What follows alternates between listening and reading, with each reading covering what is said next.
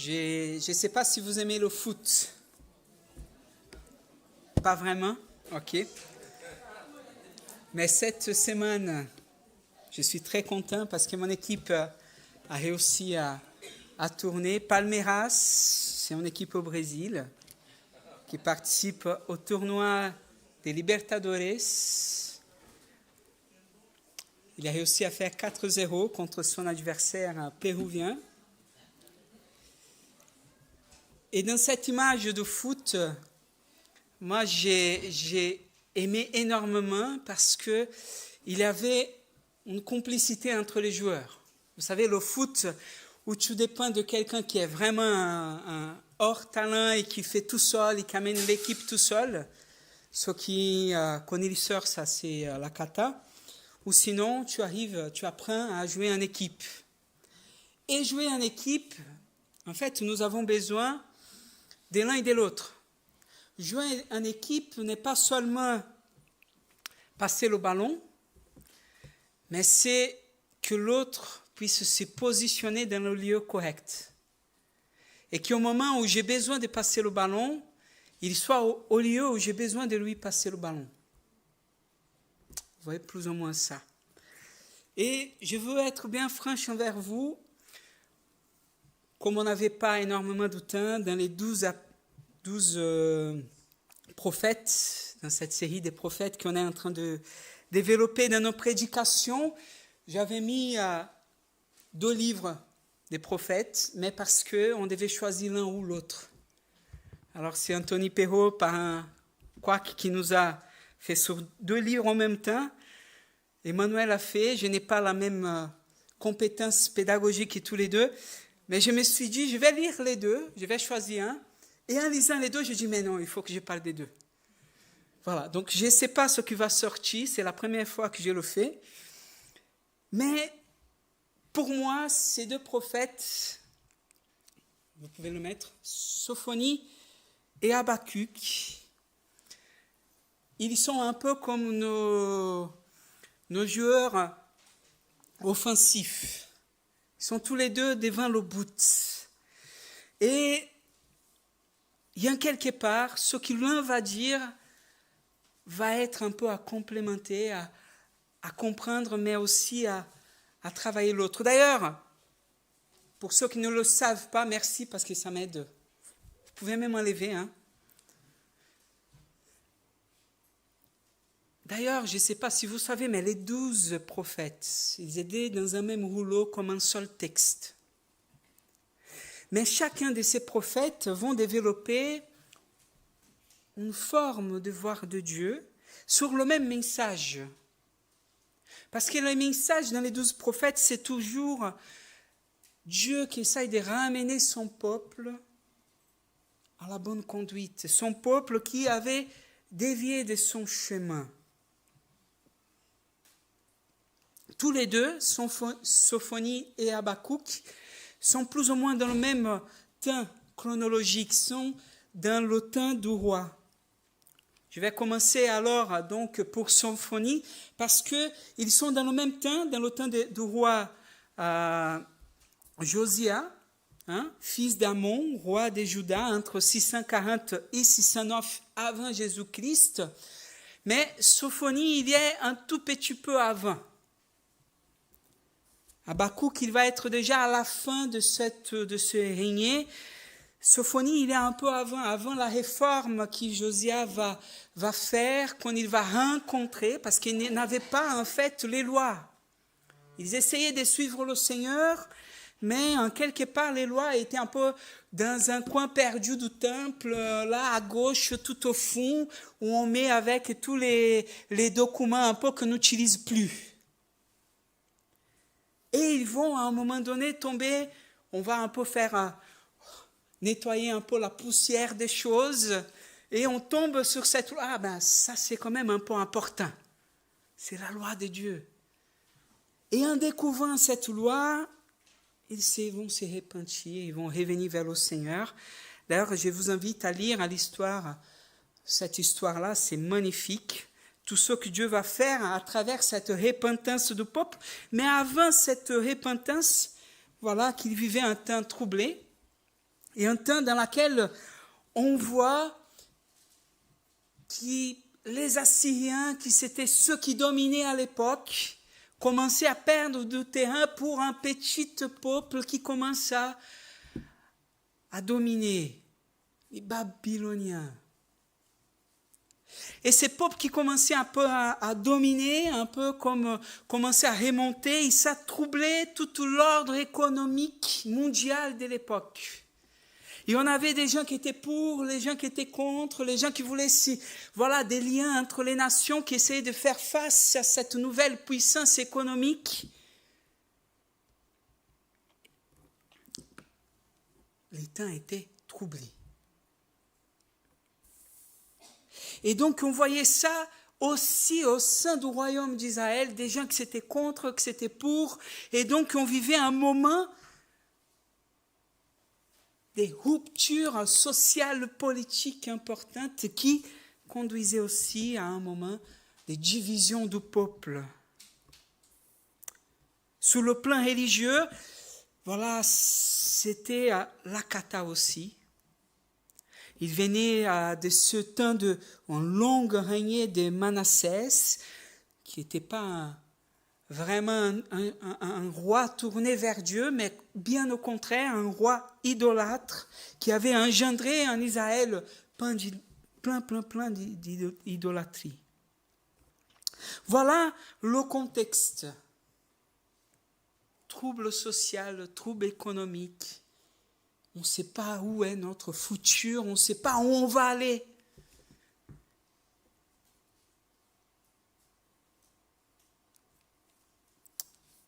Dans le livre, en fait, on peut le diviser en 3 parties. D'abord, une sentence contre Juda et Jérusalem. Une sentence contre les peuples étrangers en 12e partie, et après, la promesse du salut en Dieu. La thématique centrale du livre, c'est cette thématique du jour du Seigneur. Le jour où Dieu va s'élever pour venger les opprimés, le jour où Dieu va s'élever pour pouvoir apporter justice et pouvoir proclamer libération. Même si ça c'est le thème central, le jour du Seigneur, le prophète il va faire un chemin de particulier universel, particulier vers Israël, universel vers toutes les nations. Il fait ce chemin, cet aller-retour constant entre l'un et l'autre pour apporter cette parole du Seigneur.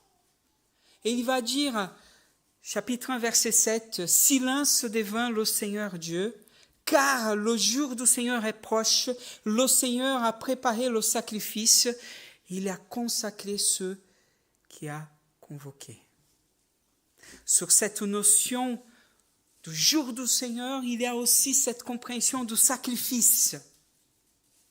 Et le sacrifice, je ne sais pas si vous savez, mais il apporte toujours 2 notions, l'immolation et la purification.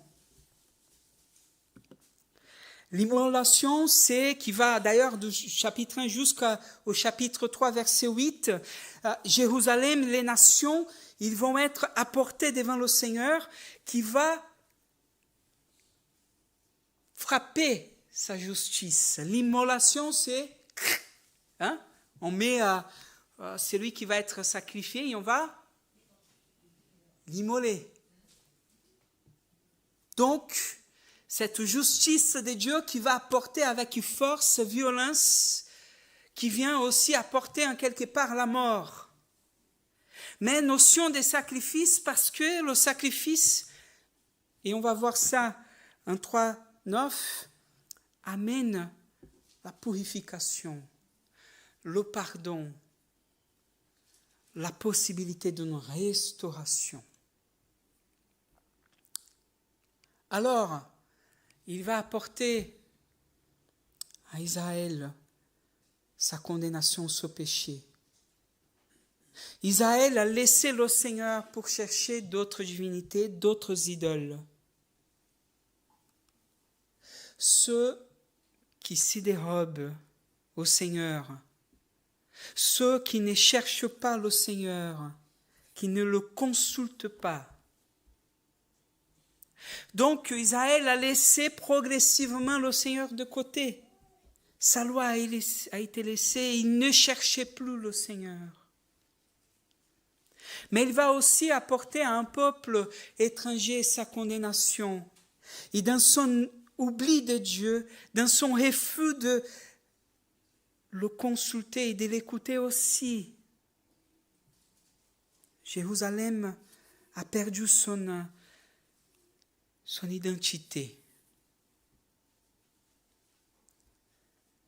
Mais Dieu va dire, et c'est là que je trouve qu'il y a la particularité de ce prophète Sophonie pour nous, c'est que Dieu va avoir un petit reste.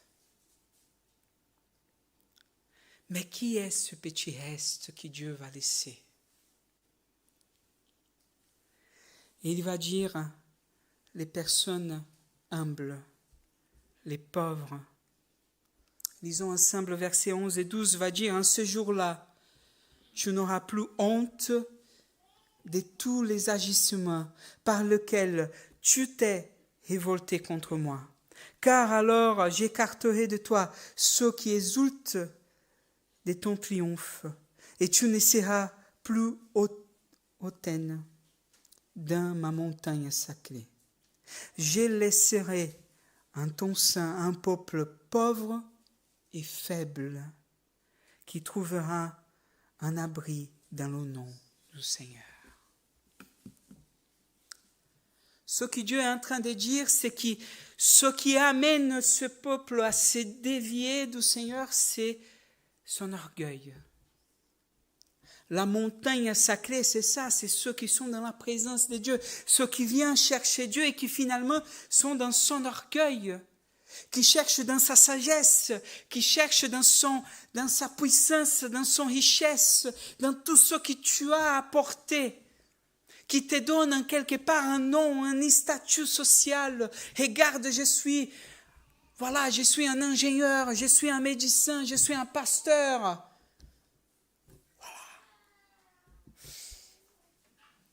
Et je prends cette connaissance pour m'orgueillir dans mon cœur. Et même si je cherche le Seigneur, c'est ce qu'il est en train de dire, c'est pas un Dieu vraiment qui je dépose.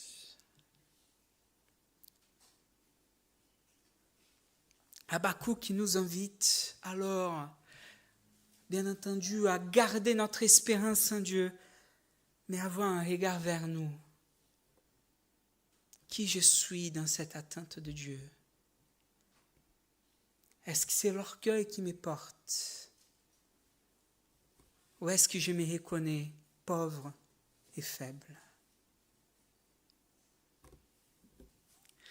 Mais c'est pour ça que je trouve qu'Habakkuk, il est celui qui passe le ballon. Il va passer le ballon, Sophonie va passer le ballon et c'est Habakkuk qui va tirer le but. Pourquoi? Parce qu'au temps de Josia aussi, mais à la fin de son royaume, il va être dans cette hésitation. Josia va être mort dans la tentative de retenir l'Égypte qui va essayer de s'alléger en Babylone. Il va essayer de les arrêter. Et voilà, dans cette période de 609 jusqu'à 586-87, certains théologiens, où va être la chute de Jérusalem, Habakkuk va s'y rencontrer à ce moment-là. Habakkuk va poser la question, une question fondamentale, mais il va présenter les Babyloniens comme les Chaldéens. D'ailleurs, c'est deux noms différents, mais pour le même peuple. Et il va peindre un portrait très compliqué de Babyloniens. Dans son portrait, il va dire qu'ils vont être il va les considérer presque un peuple démoniaque. Chapitre 1, verset 11, il va utiliser ces termes. L'image qu'il va employer là, c'est un prédateur. C'est quelqu'un qui va tenir tous les autres peuples sur son filet.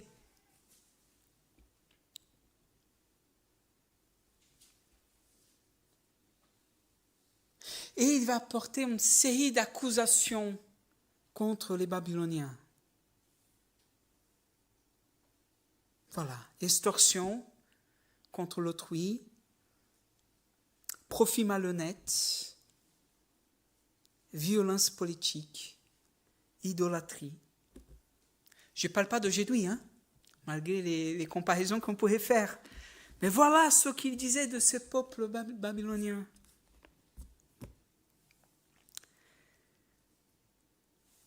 Et il va porter deux questions qui peuvent être notre question.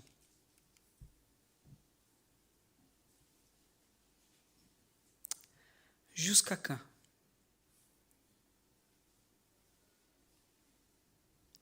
Jusqu'à quand? Attends. Voilà. Voici verset 2 et verset 3. Jusqu'à quand, Seigneur, appellerai-je au secours sans que tu entendes? Jusqu'à quand crierai-je vers toi? Violence sans que tu sauves. Pourquoi me fais-tu voir le mal et regardes-tu l'oppression? Ravage et violence sont devant moi. Il y a de querelles et la dispute s'élève. Pourquoi? Jusqu'à quand? Et c'est pour ça qu'Habakkuk, c'est un prophète qui est actuel, parce que ces questions, nous pouvons les avoir aussi. Nous pouvons les avoir quand nous avons une longue maladie. Pourquoi, Seigneur? Jusqu'à quand?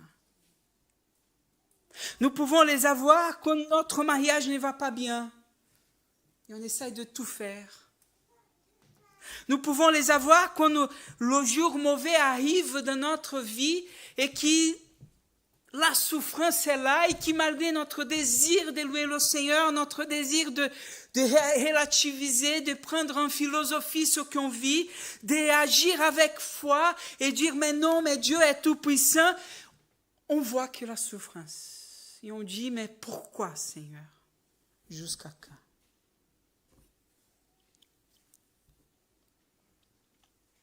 Parce que le prophète Habakkuk va d'abord s'élever son cri et dire, Seigneur, regarde Jérusalem, regarde cette idolâtrie, regarde tout ça que nous vivons. Et Dieu va dire, mais ok, je vois tout ça. Ne te préoccupe pas, c'est mon affaire, je vous envoie à Babylone. Et le prophète Habakkuk va dire, mais attends, désolé Dieu, on ne se comprend pas.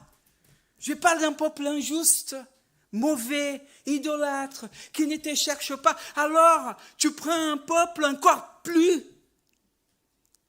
un peuple encore plus violent, un peuple qui se ressemble à des bêtes. Pour parler que tu vas me porter ta justice à ceux qui sont pécheurs. Mais celui, il est encore plus. C'est l'inverse qu'il faut faire. C'est où ta justice, Dieu? Vous voyez, le questionnement d'Habakkuk, c'est pas logique. Mais Habakkuk va avoir une position qui sert à nous. Chapitre 2, verset 1. Il nous dit, je vais me placer à mon poste de garde. Je vais me tenir sous le rempart. Je vais guetter pour voir ce qu'il me dira et ce que je répondrai au sujet de mes doléances. Donc regarde, face à ça, face à cette incompréhension, face à cette injustice qu'il n'arrive pas à comprendre, il dit, j'attends et je vois ce que Dieu va faire.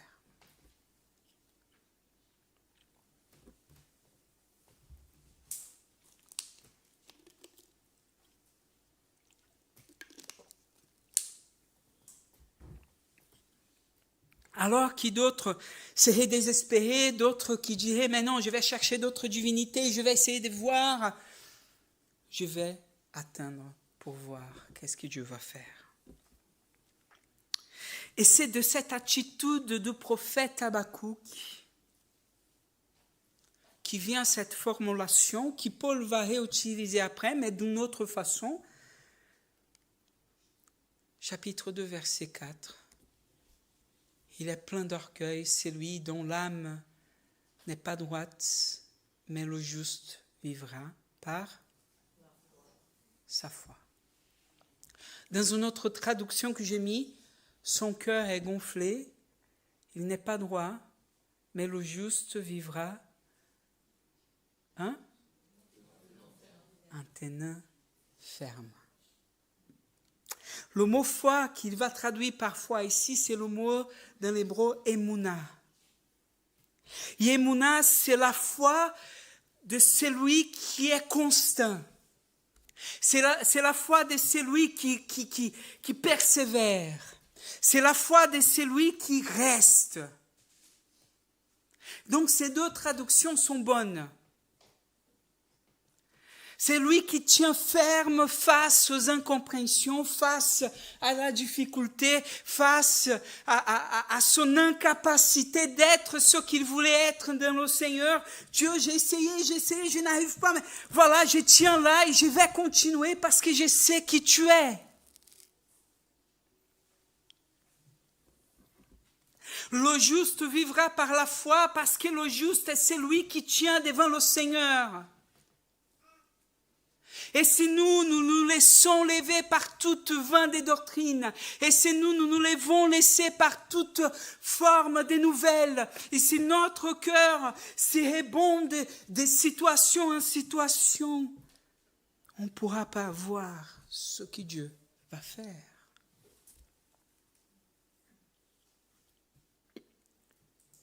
Donc voilà que Sophonie et Habakkuk joints ensemble nous invitent finalement à ces deux compréhensions.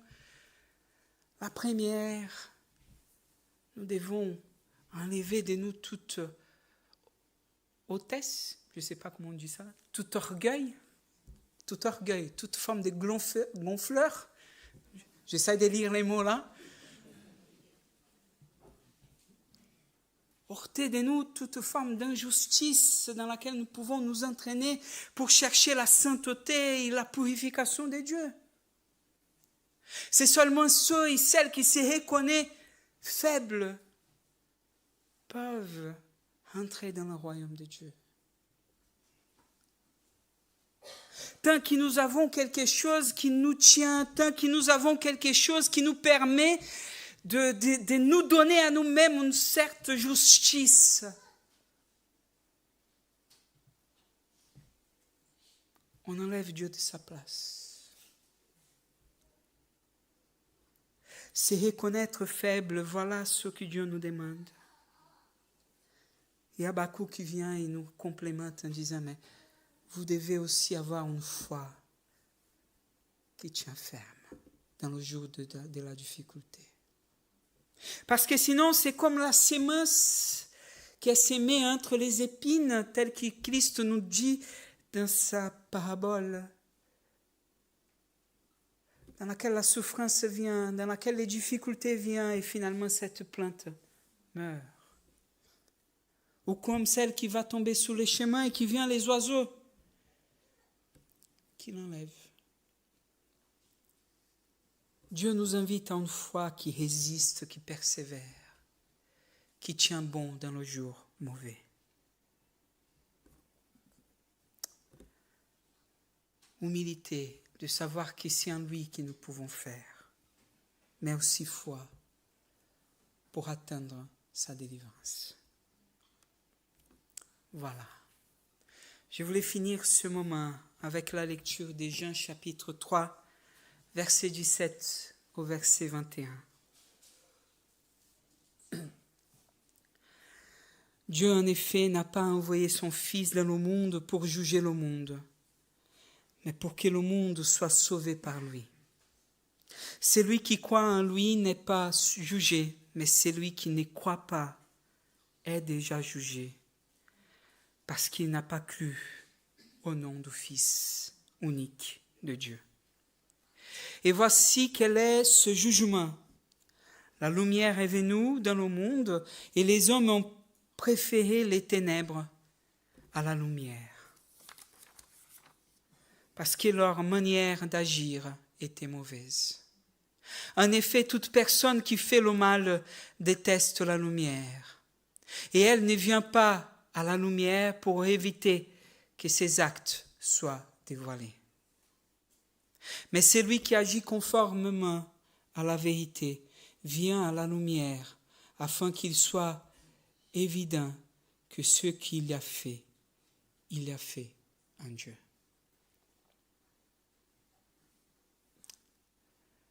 Jean, je veux finir par cette lecture, nous invite à regarder notre cœur. Dieu est venu, mais il est venu comme une lumière qui dévoile tout ce que nous faisons, qui dévoile le plus profond de notre cœur. Et que nous soyons croyants ou pas, que nous soyons chrétiens ou pas, et là, je dirige à tous ceux qui sont chrétiens ici. Combien de fois nous pensons être dans la foi, mais notre cœur garde le péché.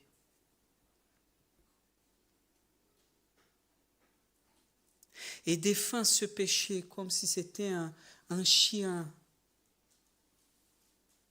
rempli de colère. Parce que quand on dévoile notre péché, on dévoile notre faiblesse. Parce que quand on dit, voilà, tu as fait ça, c'est pas bon. Toutes les justificatives. Non, mais si j'ai fait ça, c'est à cause de lui qui a fait ça. Non, mais tu as fait ça. Ah non, mais c'est parce que Adam sort de là. C'est ma femme, c'est pas moi. Christ est lumière. Mais combien de personnes, même chrétiens, vivent encore dans la ténèbre parce qu'ils ne laissent pas Christ entrer dans leur cœur. Christ est venu pour nous sauver. Et nous sauver de notre péché, nous sauver de ce qui est le plus mauvais dans notre cœur. Nous libérer de cette mort dans laquelle nous sommes en train de marcher doucement. C'est pour ça qu'il dit, mais ceux qui ne croient pas en Jésus sont déjà condamnés. Non pas parce que Dieu va apporter une condamnation, mais parce qu'en refusant la libération et le salut de Dieu, ils continuent dans cette pente vers la mort.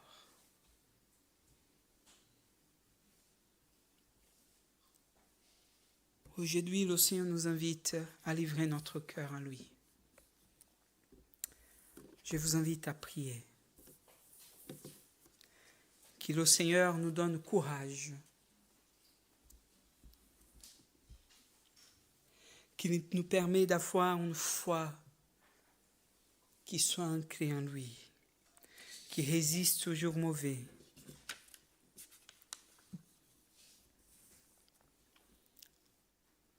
Mais qu'il nous enlève toute crainte. Notre Père céleste, au nom de Jésus, en toi, nous avons un Dieu d'autorité, un Dieu tout-puissant et un Dieu, Seigneur, qui n'aime pas l'injustice. Un Dieu, Seigneur, qui n'aime pas le péché. Un Dieu, Seigneur, qui n'aime pas l'infidélité. Un Dieu, Seigneur, qui n'aime pas l'orgueilleux. Un Dieu, Seigneur, qui n'aime pas les commères. Un Dieu, Seigneur, qui n'aime pas ceux et celles qui agissent avec mal. Mais c'est là que ton message est merveilleux, Seigneur, parce que ta parole nous dit que ton amour tellement puissant, que tu nous envoies ton Fils quand nous étions encore pécheurs. Tu envoies ton Fils quand nous sommes encore, Seigneur, dans toutes ces choses. Ton amour est si puissant, Seigneur,